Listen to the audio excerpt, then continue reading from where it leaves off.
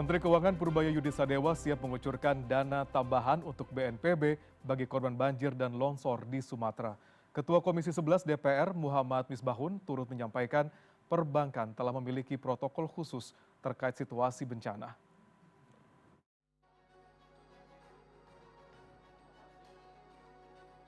Menteri Keuangan Purbaya Yudi Sadewa siap kucurkan dana untuk Badan Nasional Penanggulangan Bencana BNPB bagi korban banjir dan longsor yang mendera Sumatera. Hal ini ia sampaikan dalam acara Financial Forum Penguatan Sistem Keuangan Indonesia yang digelar di Main Hall Bursa Efek Indonesia 3 Desember 2025. Forum ini turut dihadiri beberapa tokoh penting, di antaranya Wakil Ketua Dewan Perwakilan Rakyat Adis Kadir, Ketua Komisi 11 DPR Muhammad Misbahun, Ketua Dewan Komisioner Otoritas Jasa Keuangan Mahendra Siregar, Ketua Dewan Komisioner Lembaga Penjamin Simpanan Anggito Abimanyu, dan Deputi Gubernur Senior Bank Indonesia Destri Damayanti. Selain membahas mengenai penguatan Komite Stabilitas Sistem Keuangan KSSK, forum ini turut menyinggung anggaran untuk bantuan korban bencana banjir dan longsor di 3 provinsi di Sumatera. Purbaya menyampaikan Kementerian Keuangan siap menggelontorkan dana bantuan untuk BNPB. Dana BNPB masih punya dana cukup banyak, tapi kalau dia kurang, dia bisa mengajukan dana tambahan dan kita siap. Kita menunggu dari BNPB, tapi uangnya siap. Kira-kira dianggarkannya berapa Pak dari Kementerian? Cukup banyak. Ketua Komisi 11 Muhammad Misbahun menyatakan perbankan sebetulnya sudah memiliki protokol tersendiri guna menangani keadaan bencana atau keadaan kahar. Protokol tersebut diantaranya restrukturisasi kredit. Kebijakan ini meringankan pembayaran cicilan pinjaman di bank bagi terdampak bencana. Terkait dengan keadaan-keadaan disaster yang sifatnya kasuistis seperti itu, sebenarnya protokol di perbankan itu sudah ada. Kebetulan tadi saya mendapat pertanyaan, misalnya saya barusan dapat pertanyaan dari Kompas.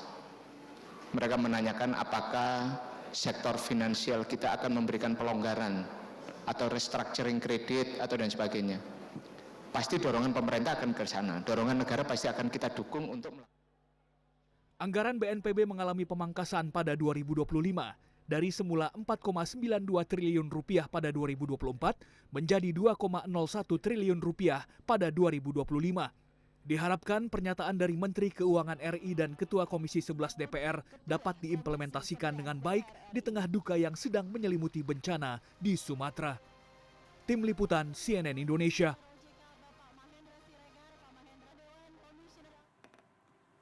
Dampak pasca banjir bandang Sumatera semakin meluas. Tingkat kerusakan rumah, lahan pertanian, dan infrastruktur lainnya semakin bertambah.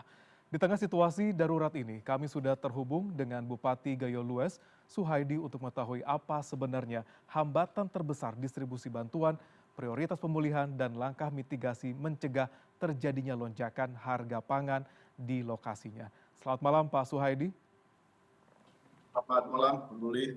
Baik Pak Suhaidi, kami tahu sekarang situasi di Gayo Lues sangat terbatas. Terima kasih Anda masih menyempatkan untuk bisa berbagi bersama kami di tengah keterbatasan di sana, Pak Suhaidi. Kalau untuk saya bertanya sekarang, bagaimana situasi di Gayo Lues? Apakah sudah mulai masuk bantuan, listrik, dan juga arus komunikasi di sana, Pak Suhaidi? Untuk bantuan Pak, alhamdulillah kita sudah mulai masuk. Karena jalur darat untuk menuju Kabupaten Gayo Lues masih tutup total. Bantuan yang kita terima itu dari BNPB menggunakan alat dari udara, helikopter dan beberapa pesawat yang dapat landing di Bandara Kabupaten Gayo Lues. Mungkin bahkan tadi juga kita ada 1 pesawat Hercules melalui airdrop di Bandara Belang Pegeren, itu sekitar lebih kurang 5 ton bahan pangan yang tadinya langsung kita sebarkan kepada masyarakat kita di seluruh wilayah Kabupaten Gayo Lues.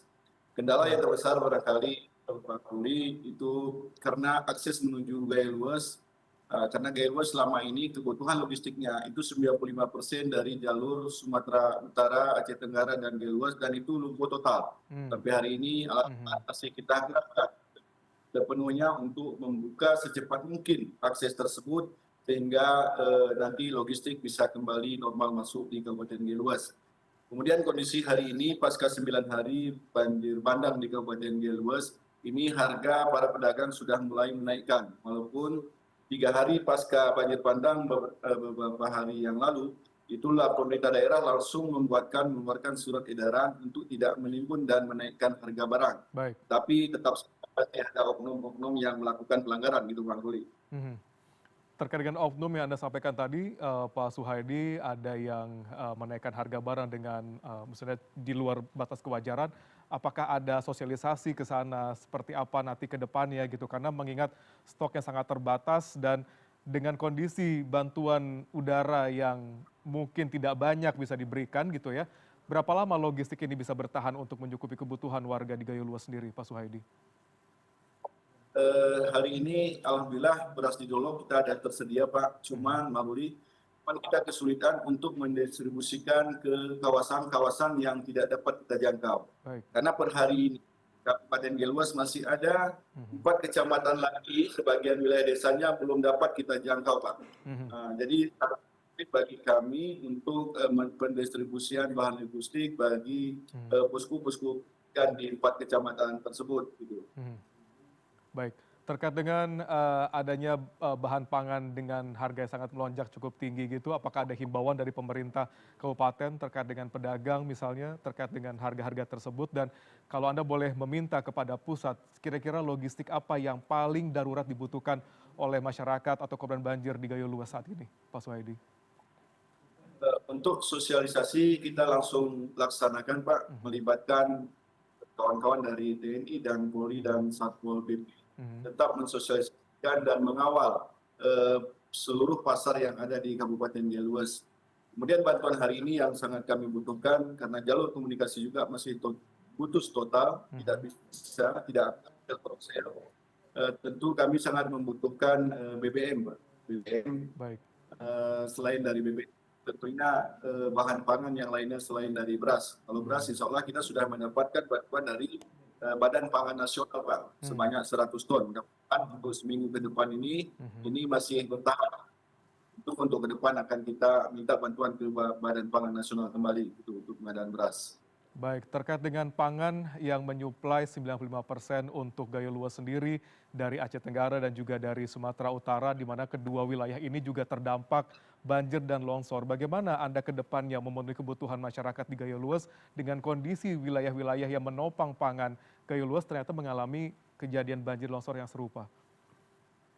Ya, pertama yang saya lakukan adalah kita membagikan semaksimal mungkin stok beras ke masyarakat kita. Hal ini juga kita lakukan agar para korban dan masyarakat Gayo Luas tidak panik. Itu kami bersinergi antara pemerintah daerah, TNI dan Polri dan semua pihak relawan yang membantu pemerintah daerah. Tentunya dalam kesempatan ini juga, Bang Rudi, saya berharap kepada semua pihak yang terkait, karena pembukaan akses sesegera mungkin itu adalah salah satu solusi yang harus dilaksanakan, yang dikerjakan. Baik. Sehingga nanti logistik di Kabupaten Geluas bisa kembali normal, Bang Rudi. Baik, kalau kita lihat dari video yang bisa terlihat dari bagian udara, Pak Suhaidi, bahwa banyak infrastruktur yang rusak di sana, ada jembatan di sana, rumah-rumah penduduk yang terendam di sana, lahan pertanian, perkebunan juga semuanya terendam di sana. Semuanya ditutup oleh air dan juga lumpur di sana.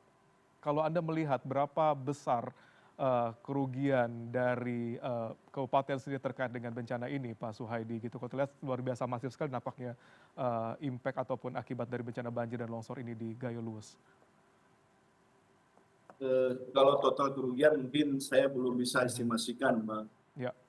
Yang jelas di Kabupaten Gayo Luas untuk infrastruktur memang rusak total. Untuk jembatan saja ada 43 jembatan yang putus dan hanyut, Bang Rudi, yang selama ini jembatan dimanfaatkan oleh masyarakat kita ke sentra-sentra produksi, dan itu sudah hilang semua.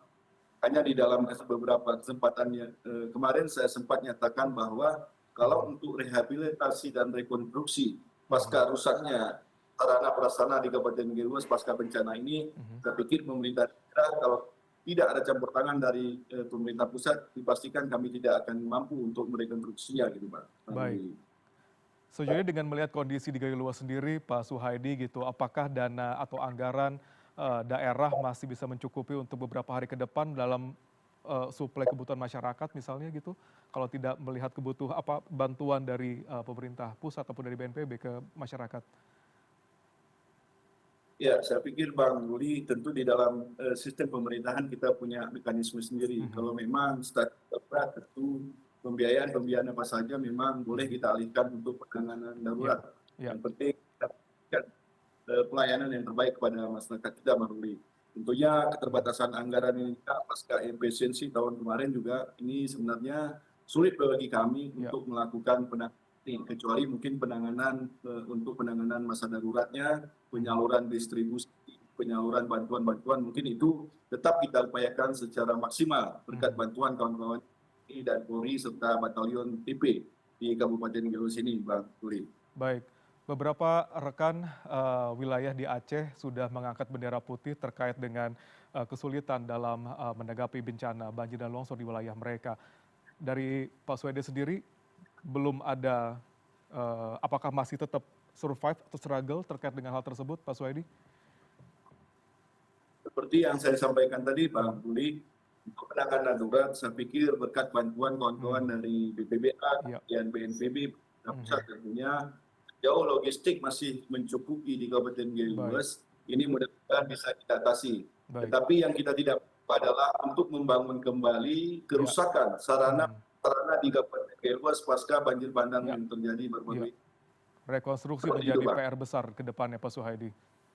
Baik, Pak Suhaidi, terkait dengan banjir ataupun longsor yang terjadi di wilayah Sumatera, terutama juga dari Gayo Luas sendiri, bagaimana Anda melihat semakin mungkin besarnya atau meningkatnya alih fungsi lahan di sekitar wilayah Gayo Luas sehingga menyebabkan bencana besar yang terjadi di sana? Apakah Anda juga menyikapi hal tersebut dan bagaimana kira-kira ke depannya mekanisme dalam alih fungsi hutan, alih fungsi lahan dalam menjaga supaya tidak ada mitigasi supaya bencana seperti tidak terjadi lagi di ke depannya? Kalau saya melihat Bang Ruli, Gayo Luas itu untuk kerusakan hutan itu kecil, Bang. Artinya di Gayo Luas ini tidak ada perusahaan konvensional untuk perusahaan kehutanan itu. Paling hanya masyarakat menebang untuk menanam kopi dan kakao untuk kebutuhan mereka sendiri. Kalau selebihnya kita tidak ada, Bang. Tidak ada. Mungkin apalagi kawasan kita kan kawasan lindung, Pak. Ada Taman Nasional Gunung Leuser, kemudian ada hutan lindung, hutan produksi, itu terkelola dengan baik gitu, Pak. Cuman yang namanya bencana, saya heran, Pak.